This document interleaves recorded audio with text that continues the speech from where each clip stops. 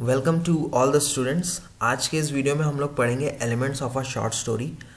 MJPRU university में English literature का जो पेपर फर्स्ट है सेमेस्टर 1 में, तो उसमें ये यूनिट है आपकी elements of a short story. तो इसमें हम जानेंगे कि शॉर्ट स्टोरी क्या होता है और किन किन एलिमेंट से मिलकर एक शॉर्ट स्टोरी बनती है। तो इसीलिए मैंने ये पूरा इसका जो प्लान है यहाँ पर आपके सामने PDF फॉर्म में मैं दिखाऊंगा। एक चीज़ मैं सजेस्ट करूँगा कि आप लोग या तो जैसे जो इसकी डेफिनेशंस हैं इनको अगर आप याद करना चाहते हैं तो स्क्रीनशॉट ले लीजिए, या उससे भी बेटर है कि एक पेन और कॉपी साथ में लेके बैठें और जो इंपॉर्टेंट चीज़ें मैं बताऊंगा उसको आप नोट्स बनाते हुए चलिए। ठीक है, तो इससे क्या होगा, एग्ज़ाम के टाइम पे जब आप रिवाइज़ करेंगे तो आपको आसानी होगी।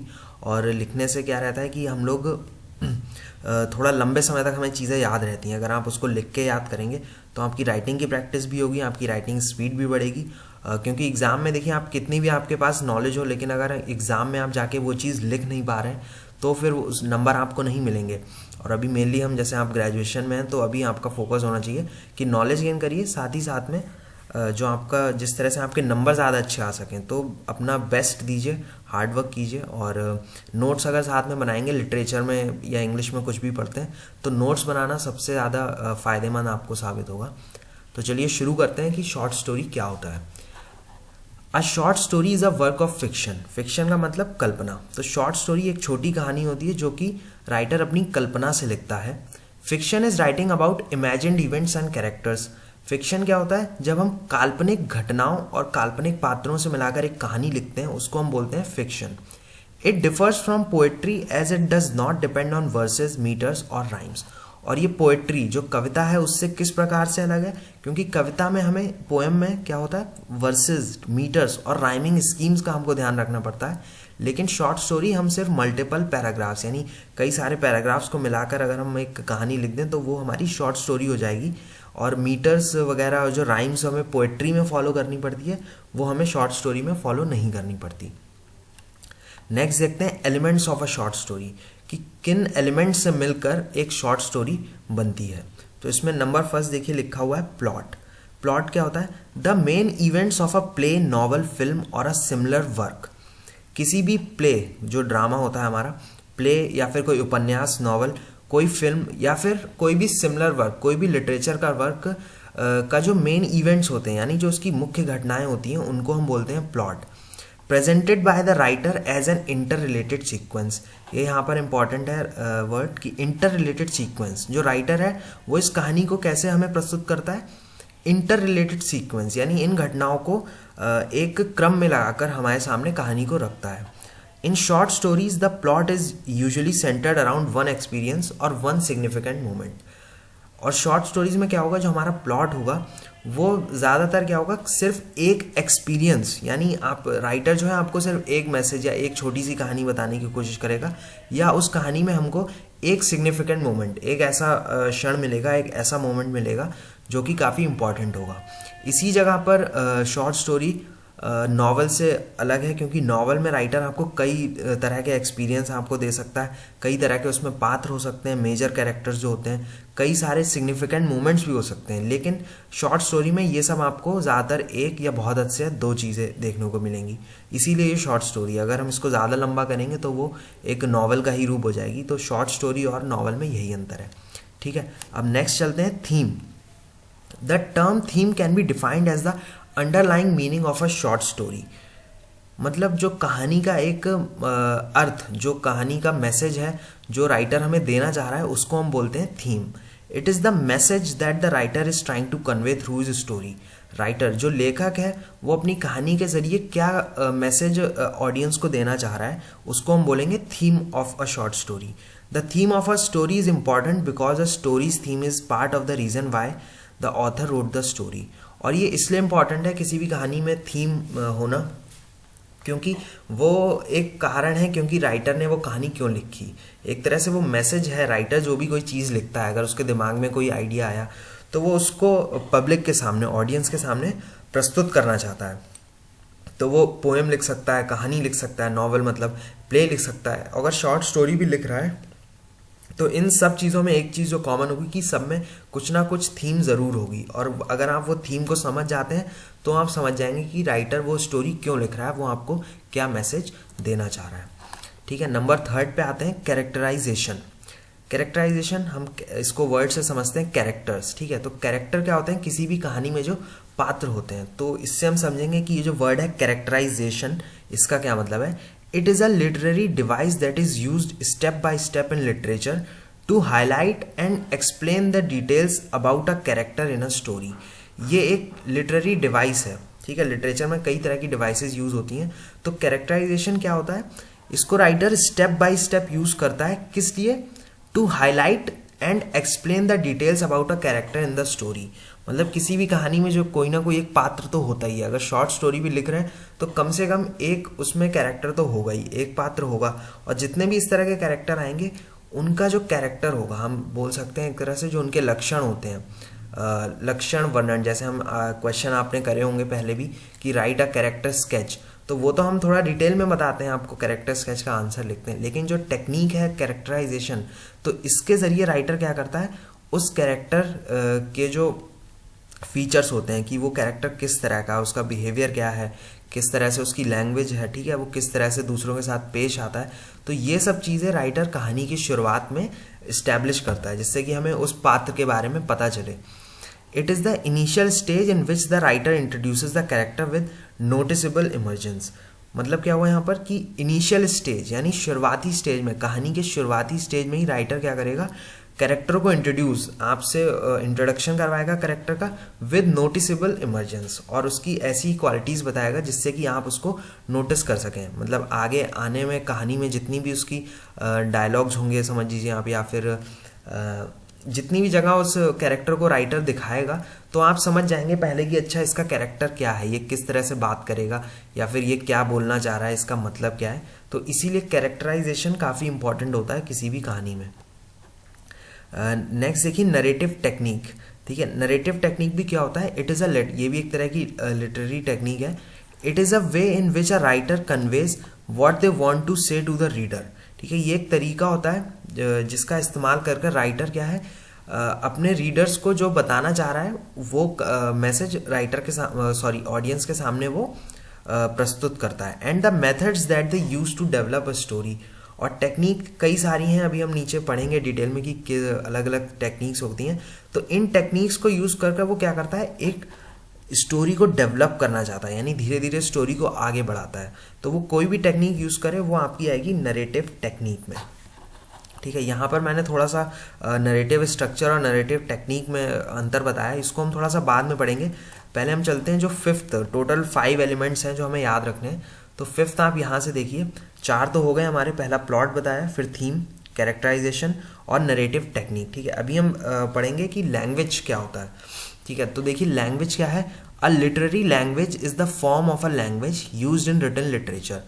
फॉर्म ऑफ अ लैंग्वेज है जो कि हम रिटन लिटरेचर में यूज़ करते हैं, which can be either a non standard dialect or a standardise variety of the language, ठीक है। और डायलेक्ट हम बोल सकते हैं कि जिस तरीके से कोई इंसान बोलता है, कि हर एक इंसान, मान लीजिए कई लोग हैं जो इंग्लिश बोलते हैं या कई लोग हैं जो हिंदी बोलते हैं, लेकिन हर एक इंसान का डायलेक्ट अलग हो सकता है। बोल सब इंग्लिश रहे लेकिन उनका बोलने का जो तरीका है, जो डायलेक्ट है वो अलग है। तो यहाँ पर क्या होता है कि नॉन स्टैंडर्ड हो सकता है, जो एक स्टैंडर्ड तरीका हो बोलने का उस तरह से ना बोले, या फिर स्टैंडर्डाइज वैरायटी भी हो सकती है कि वही लैंग्वेज है लेकिन उसकी कई सारी स्टैंडर्डाइज्ड वैरायटी हैं, यानी उसकी विभिन्न तरीके से वो भाषा बोली जाती है। तो वो लैंग्वेज भी आपको किसी भी शॉर्ट स्टोरी में देखने में मिल सकती है अलग अलग तरह से। Diction helps establish when and where a story is set up by using language native to the time and place। ये इसलिए इम्पॉर्टेंट है क्योंकि डिक्शन, जो हम जिस तरह की भाषा हम अपनी कहानी में लिखते हैं शॉर्ट स्टोरी में, वो ये इस्टेब्लिश करने में मदद करता है कि when and where a story is set up, कि जो कहानी है वो किस समय की है और कहाँ पर सेटअप है। By using language native to the time and place, क्योंकि जिस समय काल की कहानी राइटर आपको बता रहा है तो उस समय पर और उस जगह पर जिस तरह की भाषा थी, अगर वही यूज़ करेगा तो आप उस स्टोरी से ज़्यादा कनेक्ट कर पाएंगे, आपको वो स्टोरी ज़्यादा रियल लगेगी, ठीक है। तो इस वजह जैसे आपको एग्जांपल एक देता हूँ, मान लीजिए कहानी है किसी गांव की कहानी राइटर बता रहा है, लेकिन वहाँ पर अगर वो लैंग्वेज है यूज़ कर ले किसी बहुत ही अर्बन एरिया की, जो शहरी इलाके हैं, तो आप कहानी पढ़ेंगे, कहानी का अर्थ भी आप समझ जाएंगे कि क्या हुआ शुरुआत में, एंड में क्या हुआ, कौन कौन कैरेक्टर थे। लेकिन आप उस कहानी के साथ जस्टिस नहीं कर पाएंगे, क्योंकि जो उसमें कैरेक्टर्स थे, जो पात्र थे, वो वैसी भाषा बोल ही नहीं रहे थे जिस तरह से उनको बोलना चाहिए, क्योंकि वो जिस जगह के नेटिव हैं, यानी जहाँ के रहने वाले हैं, तो उसी के अकॉर्डिंग अगर भाषा होगी, उसी के अकॉर्डिंग अगर लैंग्वेज होगी, तो वो हमें पढ़ने में ज़्यादा रियल लगेगा, ज़्यादा बिलीवेबल लगेगा, जिस पर हम विश्वास कर सकें। ठीक है, तो 5 एलिमेंट्स जो हैं इनको आप याद रखिएगा। मैं एक बार दोबारा आपको दिखा देता हूँ, ये बीच में क्योंकि नरेटिव टेक्निक्स का टॉपिक आ गया था। टोटल जो आपके 5 हैं elements of a short story, पहला हो गया आपका प्लॉट, दूसरा हो गया थीम, फिर हो गया आपका थर्ड कैरेक्टराइजेशन, चौथा हो गया नरेटिव टेक्निक, और फिर लास्ट मैंने आपको बताया लैंग्वेज। ठीक है, तो इन 5 पॉइंट्स को आप याद रखिएगा और नोट्स भी इसके साथ में बना लीजिए, तो आंसर लिखने में आपको आसानी रहेगी। नेक्स्ट हम देखते हैं कि नरेटिव स्ट्रक्चर क्या होता है। ठीक है, what is the narrative structure. देखिए, बहुत आसान है सोचना कि नरेटिव स्ट्रक्चर और नरेटिव टेक्निक सेम चीज़ है, लेकिन ऐसा है नहीं। हम इसको समझते हैं दोनों में क्या अंतर है। It is best to think of narrative structure as the overall blueprint of the house. मतलब नरेटिव स्ट्रक्चर को आप समझिए कि अगर एक घर का निर्माण हो रहा है, तो उसमें जो उसका पूरा ढांचा है, एक ओवरऑल ब्लूप्रिंट, कि कौन सा कमरा कहाँ पर है, दरवाज़ा कहाँ पे होगा, खिड़की कहाँ पे होगी, दीवार कहाँ कहाँ पर खड़ी होनी है, तो इसको आप समझ सकते हैं एक नरेटिव स्ट्रक्चर, एक पूरा ढांचा है। Whereas narrative techniques are the individual bricks to use to build the house.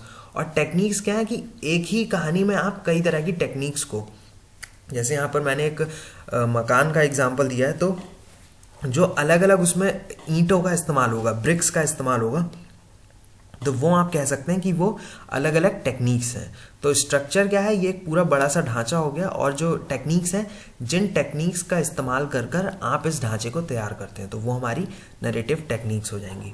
ठीक है, structure is fundamentally about your plan for the story and the different elements you will be using. ठीक है, structure का मतलब है कि आपकी कहानी का प्लान क्या है, आप किस तरह से कहानी को आगे बढ़ाना चाहते हैं, एंड द डिफरेंट एलिमेंट्स, और आप किन एलिमेंट्स का इस्तेमाल करके कहानी को आगे बढ़ाना चाहते हैं, टू क्रिएट दैट कॉन्टेंट, यानी वो जो कहानी है उसको बनाने के लिए आप क्या इस्तेमाल करेंगे, how everything works together to form the bigger picture. और जैसे ही आप इन अलग अलग टेक्निक्स का इस्तेमाल करेंगे, तो एक बिगर पिक्चर, यानी जो हमारी कहानी है वो फॉर्म होना, यानी पूरे अपने रूप में आना शुरू हो जाएगी, वो कहानी कंप्लीट होना शुरू हो जाएगी।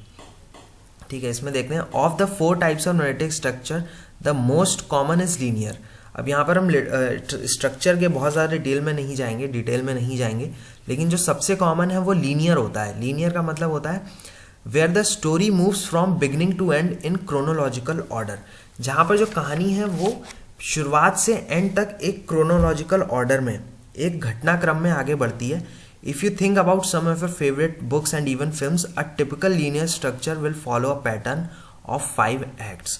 ठीक है, अगर आप याद करें, कोई किताब आपने पढ़ी हो या फिर कोई फिल्म भी आपने देखी हो, तो उसमें एक लीनियर स्ट्रक्चर होगा जिसमें 5 एक्ट्स होते हैं, और इसको हम बोल सकते हैं क्या बोला जाता है, अदरवाइज नोन एज फ्रेटैक्स पिरामिड। अब ये फ्रेटैक्स पिरामिड पूरा ही एक अलग टॉपिक है, यहाँ पर मैंने दिखाया नहीं क्योंकि इतना ज़्यादा डिटेल में अभी हमें पढ़ना नहीं है, लेकिन जो 5 एक्ट्स होते हैं मतलब, तो उसमें क्या होगा कि आप कह सकते हैं कि वो फ्रेटैक्स पिरामिड का ही एक ढांचा है। तो हम देखेंगे कि इसमें 5 एक्ट्स क्या होते हैं, कोई भी कहानी जो है वो किस तरह से आगे बढ़ती है। तो सबसे पहला इसमें लिखा है बिगिनिंग। ठीक है, तो जैसे भी किसी बिगिनिंग का मतलब होता है शुरुआत, तो कहानी की शुरुआत होगी, वहाँ पर कैरेक्टर इंट्रोडक्शन, उस कहानी में जितने भी पात्र होंगे उनका इंट्रोडक्शन कराना ज़रूरी है, खासकर जो आपके मेजर कैरेक्टर्स हैं जिनको हम बोलते हैं, या मेन कैरेक्टर जो कहानी का प्रोटैगनिस्ट होता है, तो उसका इंट्रोडक्शन वहाँ पर, और एक कहानी की बिगनिंग, एक शुरुआत, मतलब हमें पता चल जाए कि जो कहानी है वो किस जगह पर सेटअप है। ठीक है, तो पहला एक्ट आपका हो गया बिगनिंग। दूसरा एक्ट होता है प्रॉब्लम या कॉन्फ्लिक्ट। देखिए, कोई भी कहानी तब तक आगे नहीं बढ़ेगी जो उसका मेन कैरेक्टर है उसके सामने जब तक कोई प्रॉब्लम या कोई कॉन्फ्लिक्ट ना आए, कोई मतभेद ना आए उसके सामने, जब तक उसके सामने कोई प्रॉब्लम नहीं आएगी तो कहानी आगे बढ़ ही नहीं सकती। तो हमारा जो मेन कैरेक्टर है वो उसके सामने कोई ना कोई समस्या आती है, और पूरी फिल्म में वो उसको सॉल्व करने के, उससे पार पाने की कोशिश करता है। ठीक है, नेक्स्ट आपका आता है प्लॉट एंड क्लाइमैक्स। तो प्लॉट, जैसे मैंने बताया कि किसी भी कहानी के जो मेन इवेंट्स हैं, जैसे ही आपका इस्टेब्लिश हो गया कि कौन कैरेक्टर है और क्या प्रॉब्लम है उसके सामने, उसके बाद आपका जो प्लॉट है वो काफ़ी तेज़ी से आगे बढ़ता है। ठीक है, तो आपको कहानी पता चलेगी कि एक के बाद एक क्या हो रहा है। क्लाइमैक्स क्या होता है, जब कोई भी कहानी एकदम से डिफरेंट मोड ले लेती है, जैसे हम बोल सकते हैं कि आपने नॉर्मल भाषा में सुना होगा कि प्लॉट ट्विस्ट, यानी प्लॉट जो चल रहा है लेकिन कहानी के एंड से जस्ट पहले कुछ ना कुछ ऐसी घटना होगी जहाँ पर आप कह सकते हैं कि आप सरप्राइज हो जाएंगे कि अरे ये एकदम से क्या हुआ। आप कोई भी अपनी फेवरेट फिल्म याद रखिए, उसमें लास्ट में कहानी खत्म होने से पहले कुछ ना कुछ ऐसा होता है जिससे देखने वाला जो व्यूअर है या जो आप किताब पढ़ रहे हैं उसमें जो रीडर है वो सरप्राइज हो जाता है कि अरे ये तो हमने सोचा ही नहीं था। तो ये किस लिए होता है? क्योंकि राइटर वहाँ पर कुछ ना कुछ इंटरेस्ट कि वो कहानी आपके दिमाग में लंबे समय तक बनी रहे, इसलिए राइटर क्लाइमैक्स को काफ़ी ज़्यादा मतलब ध्यान से काफ़ी ज़्यादा मेहनत करके लिखता है कि वो क्लाइमैक्स में आपको एक एक्साइटमेंट फील हो सके। ठीक है, इसके बाद क्या होगा आपका चौथा एक्ट जो होता है वो कहलाता है रेजोल्यूशन। तो रेजोल्यूशन में हम बोल सकते हैं कि किसी भी चीज़ का समाधान, जो उसके सामने कैरेक्टर के सामने कॉन्फ्लिक्ट था, जो प्रॉब्लम थी, उसका रेजोल्यूशन उसको मिल जाता है, वो उससे पार पा लेता है। और लास्ट आपका एक्ट हो जाएगा जिसको हम कहेंगे एंड या फिर कैरेक्टर कंक्लूजन। एंड यानी उस कहानी का समापन होगा और साथ ही साथ जो कैरेक्टर्स हमारे कहानी के मेन कैरेक्टर्स थे उनका कंक्लूजन कि वो शुरुआत में कैसे थे और जो उनके साथ पूरी घटनाएं हुई हैं पूरी कहानी में, तो एंड में आके उनका कैरेक्टर किस तरह से कंक्लूड हुआ है, यानी कि उनके साथ एंड में क्या हुआ, तो इसको हम बोलेंगे कैरेक्टर कंक्लूजन। ठीक है, तो ये हमने देख लिया कि 5 एक्ट्स क्या होते हैं। तो कोई भी कहानी अगर आप पढ़ेंगे तो अगर आप इन 5 पॉइंट्स को दिमाग में रखेंगे और फिर देखेंगे तो आप देखेंगे ज़्यादातर कहानी में यही 5 पॉइंट्स जो हैं फिट हो रहे हैं। लेकिन अब ये आर्ट है, लिटरेचर है, तो ज़रूरी नहीं है कि हर कहानी में सारी चीज़ें हो सकता है कुछ एक्स्ट्रा चीज़ें भी राइटर उसमें यूज़ करें। लेकिन एक बेसिक मैंने आपको बताया कि कोई भी कहानी में इन 5 एक्ट्स में कहानी आपकी पूरी शुरुआत से एंड तक ख़त्म हो जाती है। ठीक है, अभी हम देखते हैं, चलिए, different types of narrative techniques. अभी मैंने आपको बताया ना कि स्ट्रक्चर जो है वो एक पूरे घर का ढांचा है, लेकिन उस घर में जो अलग अलग ईंटों, जो खिड़कियां लगी हैं, कहीं पर सरिया लगी है, अलग अलग चीज़ों से जो मिलकर तैयार होता है वो घर, उनको हम बोलेंगे नरेटिव टेक्निक्स। एक तरह से अगर लिटरेरी भाषा में हम समझें तो हम देखेंगे कि किन किन टेक्निक्स का इस्तेमाल कर कर राइटर अपनी कहानी को बनाता है। तो सबसे पहला है setting. This technique is particularly popular in Gothic fiction, where a house or landscape are used almost as an additional character in the story. तो इसमें क्या होगा कि हमारा जो गॉथिक फिक्शन एक कैटेगरी है फिक्शन की, तो उसमें क्या होगा, एक हाउस होगा, कोई लैंडस्केप होगी, कोई जगह होगी जहाँ पर उस जगह को, उस हाउस को ऑलमोस्ट एक एक्स्ट्रा कैरेक्टर, एक पात्र की तरह इस्तेमाल करेंगे। Setting the mood and having a significant influence on the protagonist. Protagonist मतलब किसी भी कहानी का जो मुख्य पात्र होता है, तो उस जगह को इतना ज़्यादा पावरफुल दिखाएगा या उस जगह का इतना ज़्यादा असर प्रोटैगनिस्ट पर दिखाएगा कि वो अपने आप में एक कैरेक्टर दिखेगा, कि जैसे अलग अलग पात्र होते हैं तो वो जगह भी एक तरह से कैरेक्टर होगी। कई सारी हमारी कहानियाँ हैं, ये मैंने हर एक टेक्निक के आगे आपको एग्जाम्पल भी दिया है, तो इनको आप पढ़ लीजिएगा कि क्या एग्जाम्पल है। ठीक है, नेक्स्ट पे आते हैं, foreshadowing. As the name suggests, writers will use foreshadowing to suggest events or outcomes that will happen later in the writing. ठीक है, तो foreshadowing का मतलब होता है कोई ऐसी चीज़ जो आगे कहानी में आगे होने वाली है, लेकिन उसकी एक शैडो, जो वर्ड आता है ना, उसकी एक छाया, उसकी परछाई आपको राइटर शुरुआत में दिखा देगा। और किस तरह से? यूजिंग ईदर कैरेक्टर्स और objects with in the story. और हल्का सा वो आपको हिंट, कहीं पे किसी कैरेक्टर का कोई डायलॉग होगा या कोई वस्तु, कोई ऑब्जेक्ट आपको वो कहानी में दिखा देगा, जिसके ज़रिए वो आपको हिंट देता है कि अच्छा आने वाले समय में या कहानी जब ख़त्म होगी तो उसमें क्या होने वाला है। यहाँ पर मैंने एग्जाम्पल एक लिखा है, रोमियो और जूलियट जो विलियम शेक्सपियर का प्ले है, तो इसमें भी देखिए एक जो डायलॉग है, इससे हमें पता चल जाता है कि जो हमारा मेन कैरेक्टर है उसके साथ क्या होने वाला है एंड में। थर्ड टेक्निक हम पढ़ते हैं, क्लिफ हैंगर। ठीक है, तो देखिए हम पढ़ते हैं कि क्लिफ हैंगर क्या होता है। Cliff hanger is when a story is left open and unresolved. देखिए, क्लिफ हैंगर हम बोलेंगे जब राइटर किसी कहानी को ओपन एंडेड छोड़ देता है, यानी उसका समापन नहीं करता, उसका कंक्लूजन नहीं करता, और जो कहानी है वो अनरिजॉल्व्ड, यानी उसका जो समाधान है वो भी राइटर हमें नहीं बताता। ऐसा वो क्यों करता है? This is a commonly used narrative technique in television and film as creators want the viewers to come back for the next episode or sequel.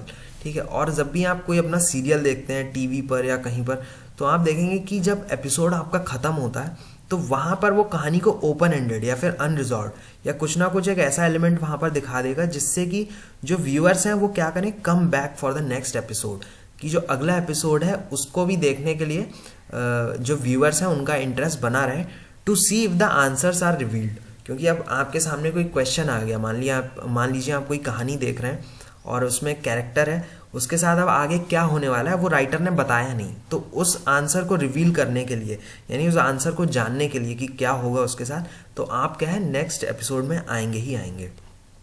ठीक है, यहाँ पर देखिए मैंने भी एक एग्जांपल दिया, ये सब आप पढ़ लीजिएगा स्क्रीनशॉट लेकर या आप वीडियो को रोक कर। नेक्स्ट की तरफ बढ़ते हैं, फ्लैशबैक और फ्लैश फॉरवर्ड। ये आप लोगों ने सुना होगा, taking the reader out of an otherwise chronological story. कोई भी, मैंने आपको बताया कि कहानी जो है वो घटनाक्रम में एक क्रोनोलॉजिकल तरीके से आगे बढ़ती है। अ फ्लैशबैक और flash forward will show events that happened in the past और द फ्यूचर।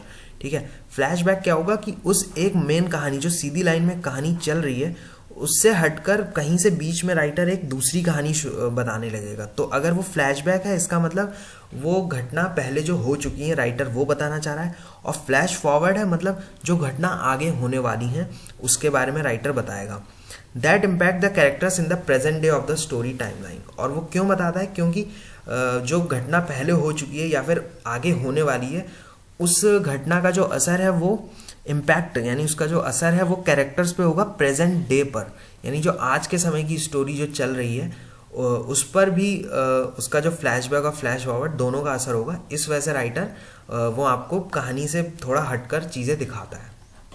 तो बस ये याद रखिएगा, देखिए दो वर्ड हैं, बैक और फॉरवर्ड। बैक का मतलब होता है पीछे, फॉरवर्ड का मतलब आगे। ठीक है, तो फ्लैशबैक का मतलब हुआ कि वो कहानी जो है वो घटना से पहले की बता रहा है, और फ्लैश फॉरवर्ड मतलब वो आगे की घटनाओं को आपको बताता है। नेक्स्ट आते हैं नंबर 5 पर, red herring. Red herrings are popular in crime and mystery writing in particular. Red herring जो है वो ज़्यादातर हमें क्राइम, यानी जो क्राइम या फिर मिस्ट्री जैसे डिटेक्टिव जासूसी कहानियाँ होती हैं उनमें ज़्यादा यूज़ होता है। Where writers divert the attention of the reader. यहाँ पर राइटर क्या करेगा कि रीडर का जो ध्यान है उसको भटकाने की कोशिश करेगा, डाइवर्ट करने की कोशिश करेगा ऑन टू अनदर कैरेक्टर और element of the story in order to distract them from the truth. जैसा मैंने बताया ना कि मिस्ट्री आप समझ सकते हैं एक तरह से जो जासूसी फिल्में होती हैं अगर आपने देखी हो, तो उसमें क्या होता है, एक क्वेश्चन होता है कि अरे ये कत्ल हुआ है तो कौन है किलर, या फिर कहीं चोरी हो गई तो चोर कौन है।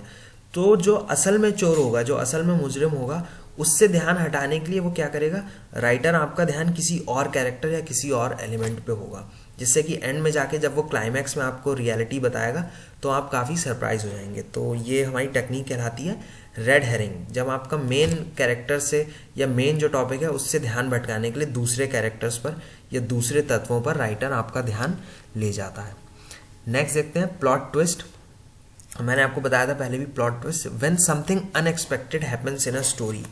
जब कुछ अनएक्सपेक्टेड, यानी जो चीज़ आप सोच नहीं सकते, कुछ ऐसा हो जाता है कहानी में, तो उसे हम बोलते हैं plot twist. This is often describe, ठीक है, इसको हम बोलते हैं plot twist. Used through out all manner of story telling, the expected ending is usually shifted at a pivotal moment in the plot. ठीक है, और एक्सपेक्टेड क्या हुआ, जिस चीज़ की हम आशा कर रहे हैं। तो हमें जो लग रहा था कि जिस तरह से ये कहानी का एंड होगा, समापन होगा, लेकिन क्या होगा, उस कहानी में एक पिवटल मोमेंट, एक बहुत ही इंपॉर्टेंट मोमेंट आएगा जहाँ पर जो कहानी है वो शिफ्ट हो जाएगी, यानी जो आप सोच रहे होंगे जिस तरह से ख़त्म होगी कहानी, उससे किसी अलग रास्ते पर कहानी चली जाती है एकदम से, तो उसको हम बोलेंगे प्लॉट ट्विस्ट। ठीक है, नेक्स्ट देखते हैं पैथेटिक फैलेसी। पैथेटिक फैलेसी बोलते हैं जहाँ पर एक कैरेक्टर का जो मूड है वो किस चीज़ के जरिए राइटर हमें दिखाता है, non human object surrounding them. ठीक है, जो नॉन ह्यूमन ऑब्जेक्ट्स हो गए उनको दिखाएगा, लेकिन वो सिर्फ उन ऑब्जेक्ट्स को दिखा नहीं रहा है, सिर्फ आपको बता नहीं रहा है, वो जो वहाँ पर मेन कैरेक्टर्स हैं, जो कैरेक्टर है उस कहानी का, उसका मूड उससे हमें पता चलेगा। ठीक है, इसका एग्जाम्पल देखिए मैंने लिखा है, weather is typically use in fiction to suggest a character's frame of mind in a given moment of the story. Literature में जब भी हम पढ़ते हैं, मान लीजिए राइटर अगर दिखा रहा है सनी डे, अगर सनी डे का मतलब तो आपको मौसम का हाल नहीं बता रहा है, वो असल में बता रहा है कि ये एक हैप्पी डे है। ठीक है, अगर ऐसा भी मान लीजिए वहाँ आपको क्लाउडी डे बता रहा है, ठीक है, जब धूप नहीं निकलती है, तो एक तरह से जो पूरा माहौल है वो थोड़ा सा सैड एटमॉस्फेयर हो जाएगा। तो यहाँ पर देखिए एग्जाम्पल है, Violent thunderstorms or driving rain are often used throughout fiction to depict and convey the anger और सैडनेस ऑफ की कैरेक्टर्स। ठीक है, अगर कोई कैरेक्टर एंगर यानी गुस्से में है तो हमें देखने को मिल सकता है कि उस टाइम पर राइटर ने वायलेंट थंडरस्टॉर्म्स जो तूफान आते हैं वो दिखा रहा है, या फिर अगर बारिश हो रही है तो उसको क्या है सैडनेस से वो दिखा सकता है। तो ये सब चीज़ें क्या होंगी, हमारी नॉन ह्यूमन ऑब्जेक्ट्स हो गए। तो उनके ज़रिए जब कोई राइटर किसी कैरेक्टर के मूड को बताता है उसको हम बोलेंगे पैथेटिक फैलेसी।